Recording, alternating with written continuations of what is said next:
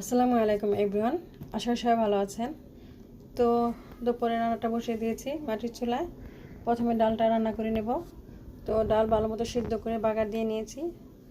তারপর সব কাটাকুটি করে পাট শাকটা ভাজি করব।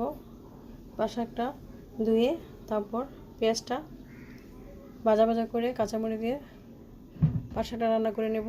তো এই তো হঠাৎ করে ওয়েদার আবার চেঞ্জ, বাতাস আসছে, গুড়ি গুড়ি বৃষ্টি পড়ছে, অন্ধকার হয়ে আসছে। তো আবার আকাশটা পরিষ্কার। তাই তো আমি এখন আবার এই যে গোকচুরের ডাঁটা নিয়েছিলাম আর কাঁঠালের বিচি, সাথে আলু দিয়েছি একটা। তো ডাঁটাটা বাপ দিয়ে নিয়েছি। এটা আমি রুই মাছ দিয়ে রান্না করব। মাছটা ভেজে নিয়েছিলাম আর ফ্রিজে অনেকগুলো সবজি ছিল অনেক দিন ধরে, কাঁকরোল, পটল। ভাবলাম এগুলো আমি ভেজে দিই। তো ওগুলো ভাজা ভাজা করে নিয়েছিলাম কাঁচামরিচ আর পেঁয়াজ দিয়ে সাথে। তো এই তো ডাঁটাটাকে এটা বসিয়ে দিয়েছি।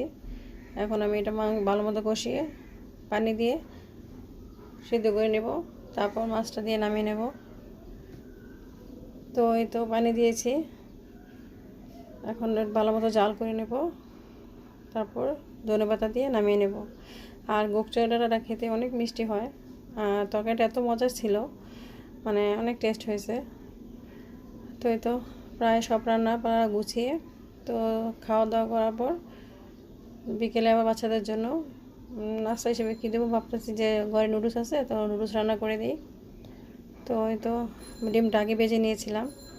তো একটু মশলা কষিয়ে অল্প একটু আলু দিয়েছি, যে বাচ্চাটা খাবে, ছোটো বাচ্চাটা কিছু খেতে চায় না সবজি। তো একটু মশলা দিয়ে ভালো মতো এটাকে আমি রান্না করে নিয়েছি।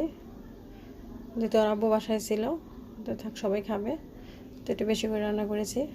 তো ধন্যবাদ দিয়ে নামিয়ে নেব। তো এই তো আমার ভিডিওগুলো ভালো লাগলে লাইক কমেন্ট ফলো দিয়ে পাশে থাকবেন।